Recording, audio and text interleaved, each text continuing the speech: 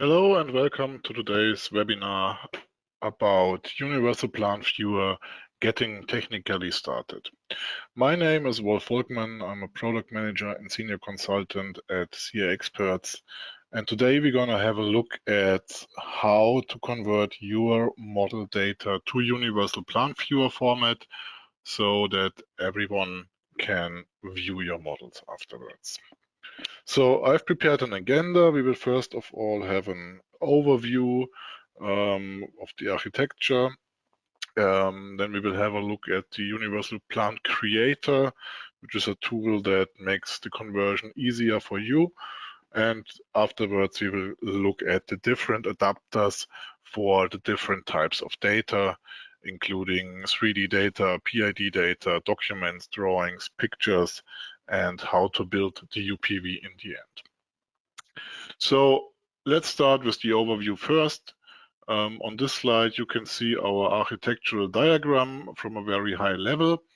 So you can see the capture station here, which is basically the machine that converts or generates the UniversalPlantViewer model. On this machine, we utilize our adapters and the builder software to do so.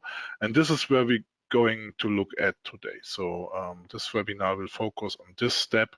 However, once your UPV model was generated, you might want to serve it to your clients in one of those ways. So one solution would be to have a distribution server where the clients can stream the model on their on any device running UniversalPlantViewer, or alternatively, you can have our browser-based viewing solution, which allows you to access UniversalPlantViewer from a web browser, and therefore we require you to have a dedicated render server which will generate the graphics for the end user on the browser side.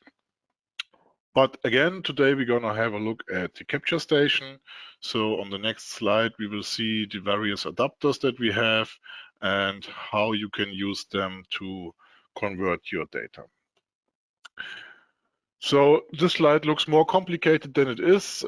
Maybe let's start from the bottom up. So here, down here, we have the UniversalPlantViewer, the viewer itself. As you can see, the viewer is generated by a software called UniversalPlantViewer Builder. And this UniversalPlantViewer Builder accepts input from various adapters, as you can see. I would like to start with this top row here, which is basically 3D model data. You can see for 3D models, we do have 5 different adapters available. So the first one here is the review adapter. This one is for handling all kinds of SmartPLANTReview data. So this means view files, SVF files. But it also can handle MicroStation or DGN data or PDS data. So DRI, DGN, and DRV files are also supported here. The second adapter is the PDMS adapter. So this is for PDMS or E3D data. This adapter can read the RVM and ATT files natively and will convert the data from there. Next one would be the Autodesk Navisworks adapter or adapter for Autodesk Navisworks. This one utilizes the API of Autodesk Navisworks to consume the data. So this means this adapter will be able to read all the file formats that are supported by Autodesk Navisworks. However, it requires you to have a license of Autodesk Navisworks, obviously. For BIM, we do have one dedicated adapter. It's the IFC adapter. So this one utilizes IFC files and converts all the data from there. And then we are already here at the last adapter, which is the laser scan adapter. This one is a little special because the laser scan adapter is used to bring in point cloud data. So you can see it takes E57 laser scans and point clouds. And the laser scan adapter will do an automatic meshing of the data. So later on, inside the UniversalPlantViewer, we are working with meshes rather than point cloud. This has many reasons, as I will explain later on. However, if you want to bring in those point clouds or laser scans, you will use our laser scan adapter. It also supports to bring in any other meshes or textured meshes if you do have some of those, and it also allows you to bring in panoramas and pictures and true views, as we will see later on. The principle how this works is that each of those adapters takes the input data and converts it to a UPVC file. This is our CA Expert's own file format for holding all the attribute and graphical data.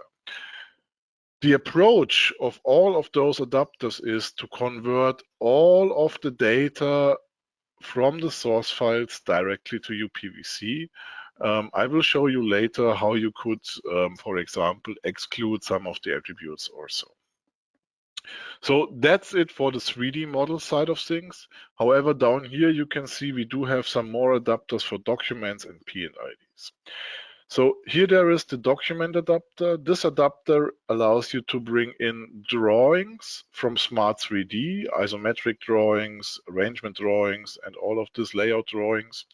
But it also allows you to bring in isometrics from PDMS or E3D by using the PDF and HID files.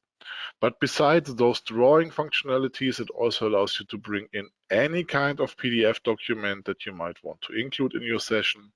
And we will see later how this works. However, the document adapter will then create a UPVD file, which also goes in the builder afterwards. For PID, we have two different adapters. So one is a specialized one for hexagon SmartPID. This adapter can directly connect to your hexagon SmartPID database and will pull all the attribute and graphical information directly from there. However, if you are not using hexagon SmartPID, you can use our PDFPID adapter. So this adapter works with any kind of PDFPID. So obviously scanned PIDs in the PDF format will not be supported. However, if the PDF was generated with any kind of software, you can also utilize them in our PDFPID adapter. And those two PID adapters, they will create a UPVP file, which also goes into the UniversalPlantViewer Builder. And as you might noticed already, the UniversalPlantViewer Builder is here the main utility to combine all this data together. I will later on show how this can be done. And the builder does also offer the SDK. It's a software development kit where you can use plugins to enrich your data, for example. So the SDK basically allows you to bring in additional data like attributes or graphics from any data source, but you can also use the SDK to manipulate the data that is in the session. And for the SDK, there are plugins created by CA experts available, but you can also create your own plugins if you have specific use cases. Yeah, and the output of UniversalPlantViewer Builder in the end will be the UniversalPlantViewer itself, as we will see later on. Okay, so now that we have seen this slide, I really want to mention our new utility, which is called UniversalPlantCreator. That's a utility that runs without any license.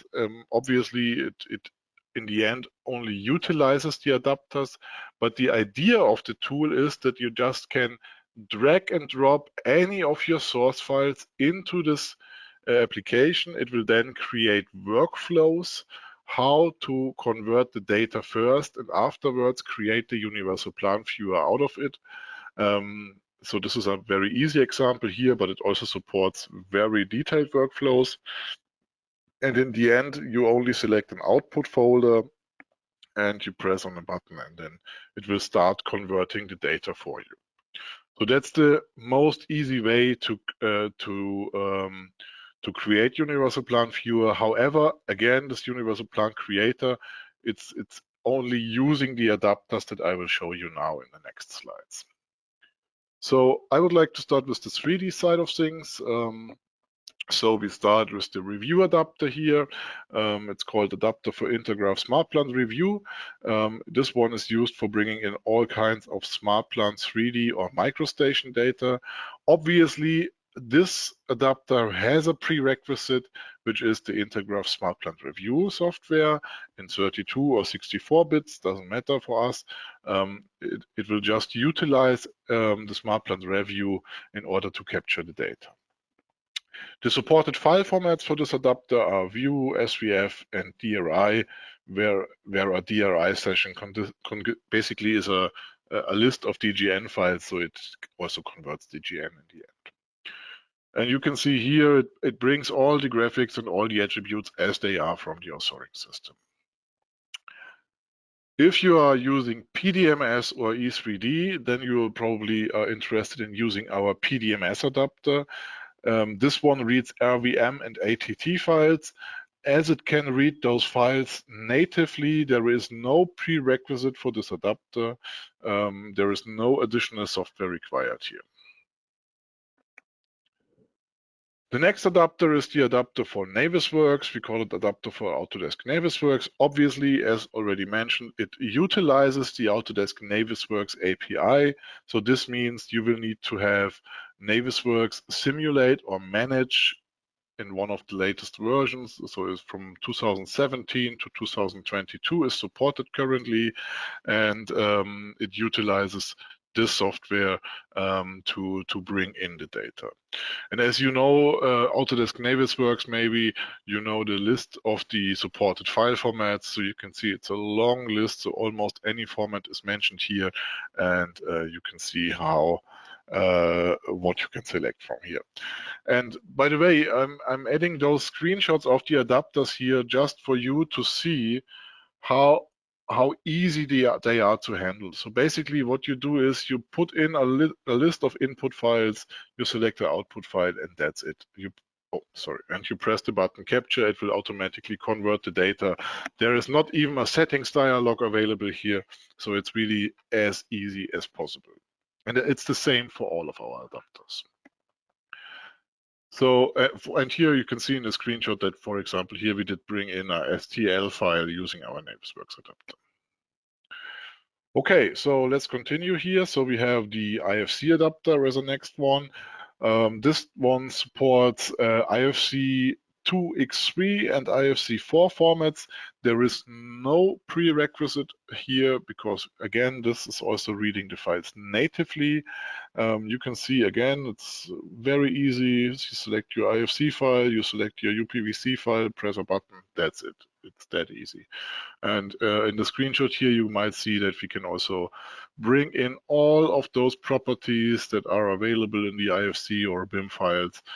So for example, here there is even TechLab bank quantity, base quantities, and all this stuff.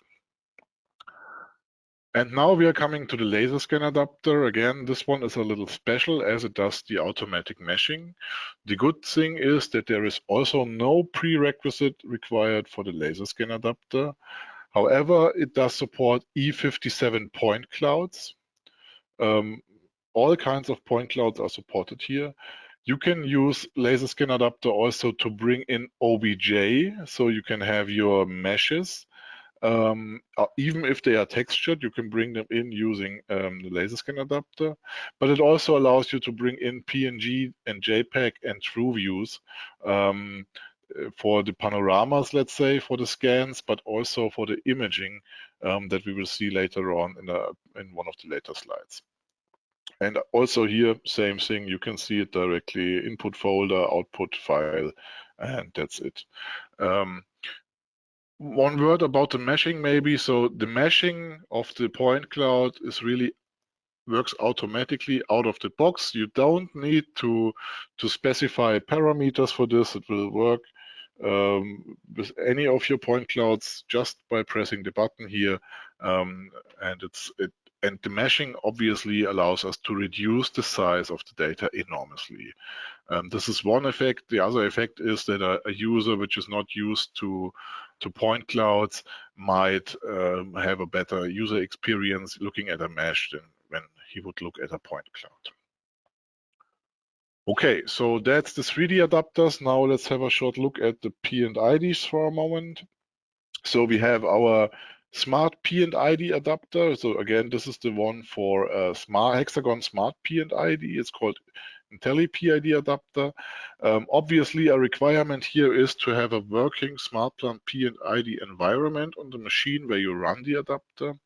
And this is because it's directly utilizing the API of your SmartPID. So you can see the dialog that you are probably used to, the Change Active Plant button here, which allows you to select the plant from the list of plants that you have in your SmartPID.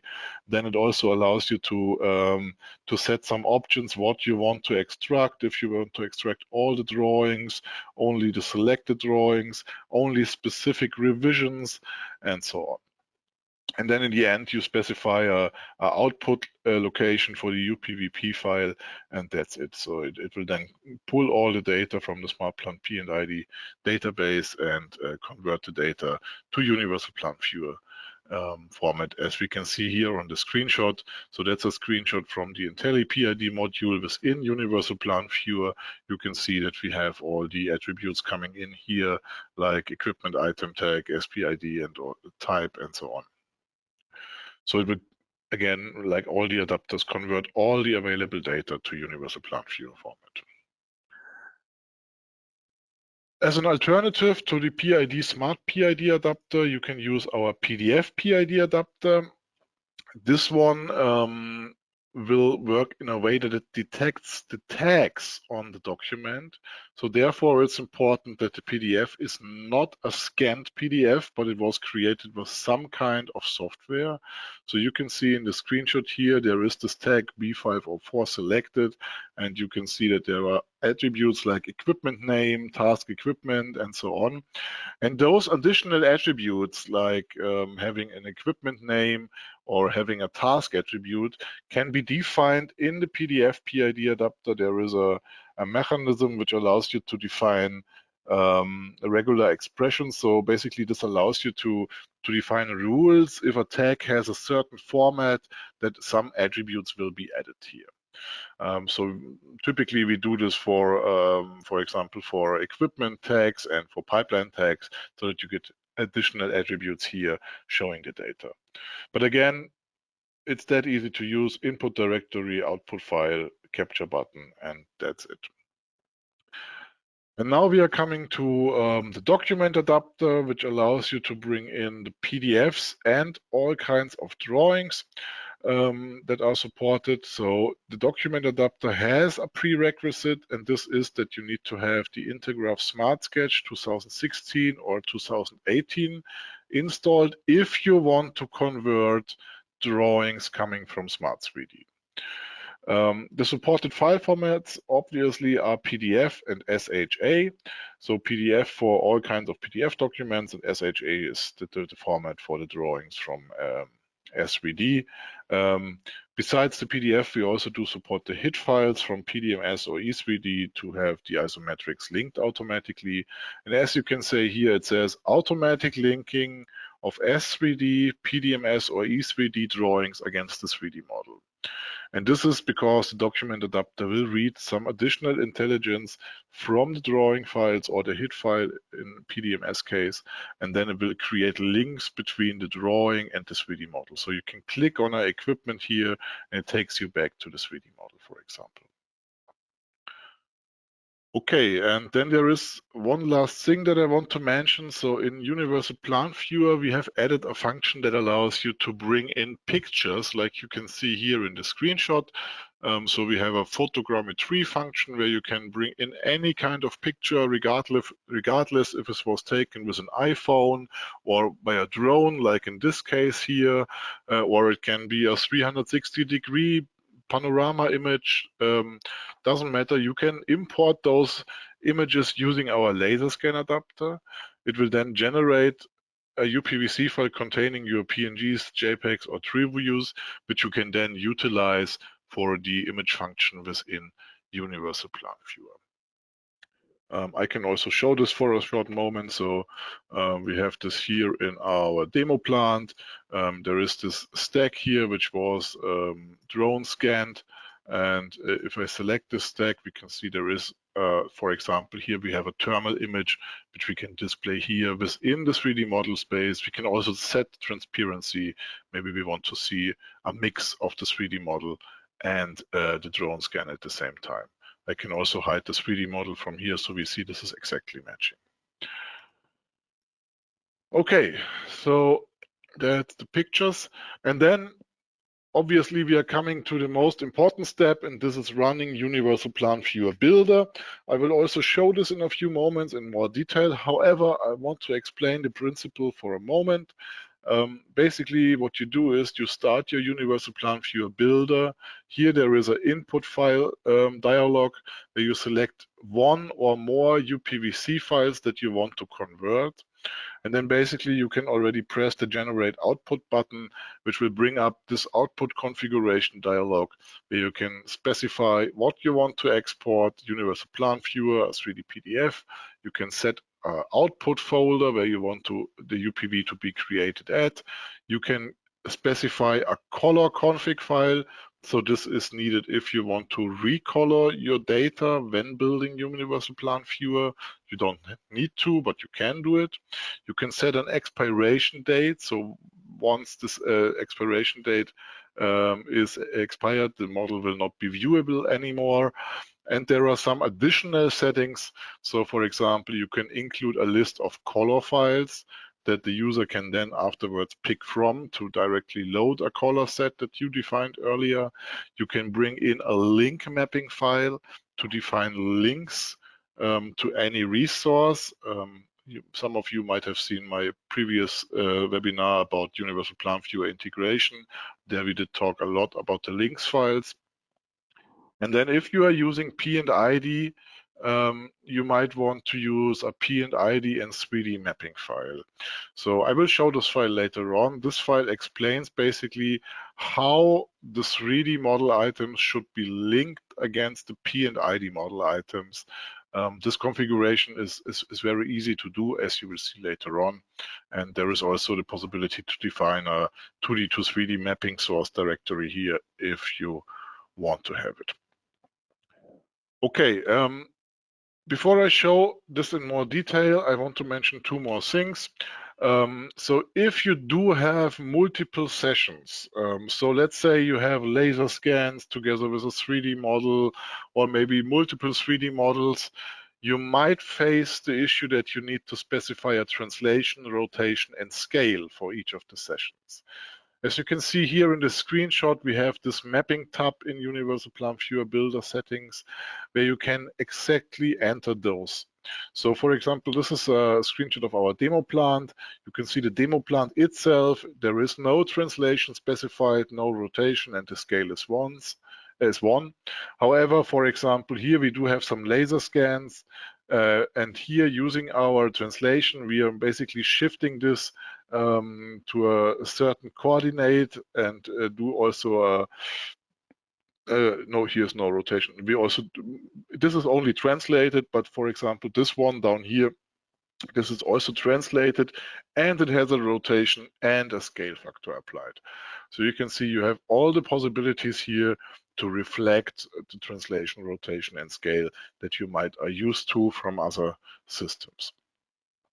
If you want to bring in documents, drawings, and PIDs, this can also be done here. There is another tab which is called Advanced, and here you can specify a list of document databases and also IntelliPID databases. But I will show this to you now in a little more detail. So I have here opened my demo plant. So you can see it's a UPVM file because it consists of multiple UPVC files. And then I can go to Tool Settings, where I can now choose all the parameters. So first of all, in the Generals tab, I can also specify the aspects that I want to export. So if I don't want to have the laser scans, I can just uncheck them here, and the laser scan aspect will not be exported, for example. But I can do the same with any aspect, obviously. Besides this, we do have the possibility here in the Tree tab to use a predefined tree. So the tree, the navigation structure basically, which is available in UniversalPlantViewer. By default, I am using the system path, which is coming from the 3D model. However, I could build up my own structure here using any of the attributes that I might want to use. So for example, typically many of the users have the UPVC file name on top of the system path to directly be able to hide everything from a certain UPVC file. Besides this, there is also this attribute tab. In this one, I can specify which attributes I want to export to my session. So by default, all the attributes will be selected, but let's say I want to exclude some of the attributes. So for example, I'm building a model for a subcontractor or something like this, then I could easily deselect some of the attributes and bring them to the left side. So then they will not be exported. And the session will only contain the attributes listed here. And then we also have this mapping tab. So this is what I just was showing in the session in the slide over here. So you can see that here you can define the mapping for each of those UPVC files additionally. And then we also have this advanced tab. Again, here you can bring in your document databases. So those are the files created by our document adapter. And it also allows you to include the IntelliPID databases. Here it's also possible to have multiple of them because you might want to mix P&IDs from various sources. Okay, so before I'm coming to the last tab, I want to spend a few words about the SDK. I did mention it earlier in the very beginning. So the SDK allows you to manipulate the data in your session. So you can, for example, rename, add, or remove attributes, but you can also add, delete, or modify graphics and aspects. Some of the use cases are the classical one is to include data from external sources. So for example, there is a plugin for Excel import, which is available from us. If you do have the SDK license, you can get the plugin for free and import all kinds of Excel data. But there are other use cases like localizing attribute names by rename the attributes. So this is what this plugin here does. We do also have plugins that allow you to compare the 3D model with previous model states. But there are many plugins available. So some of you are used to the plugin laser scan clipping, which would allow you to isolate or delete things from the laser scans if you want so. And there is also the UPV plugin graphics. That's the plugin which allows you to have the equipment names written onto the equipment like you see here. And it also allows you to bring in the pipeline names on the pipeline. Obviously, it's on a separate aspect, so I can hide them if I don't want to see them and so on. So the SDK is very powerful and allows you to do many things. And the SDK plugins that you might want to use can be selected here in the last tab. Here you have a list of the plugins that you have installed on your machine, and everything that you bring to the right side is basically used for the export of the data. Okay, so that's the settings dialog. Once you have your settings in place, you can use the generate output button here to generate a universal plant viewer. You could then select, for example, a color file to apply colors. You can set your display style directory. So I will just select it here. So we are here. In this case, we can use our color file directory. We can specify the link mapping file. We can specify the file for the IntelliPID attribute mapping, and so on. And once I would now press the create button, UniversalPlantViewer would now start to generate, the UniversalPlantViewer Builder would now start to generate the UniversalPlantViewer. Okay, one more thing that I really would like to show you is the mapping file for the P&ID and 3D mapping. So don't mind this file. It looks more complex as it is because it's the file for our demo plant. However, I would like to explain it based on this row here. So basically, all that you need to do in this file is you need to specify an attribute from P&ID that you want to match against a different attribute from the 3D system. So here I'm saying I want to use the item tag from the PID against the name of the 3D model. And then I do also have some regular expressions here, which allow me to, for example, filter all the dashes and underbars and spaces and all this stuff before doing the comparison of the tags. And that's the whole magic. This will connect all your item tags with the corresponding names in the 3D model. As you can see, there are even more complex combinations possible. So here, this is a combination of two attributes. So only if the equipment item tag matches the name and the nozzle item tag matches the nozzle name, this will create a connection and so on. But this file here allows you to do all kinds of possibilities. You can see you can even use more extensive regular expressions here. But I don't want to explain them in the very detail. There is a good online help available where you can check for more information. And obviously, we can also help you with that.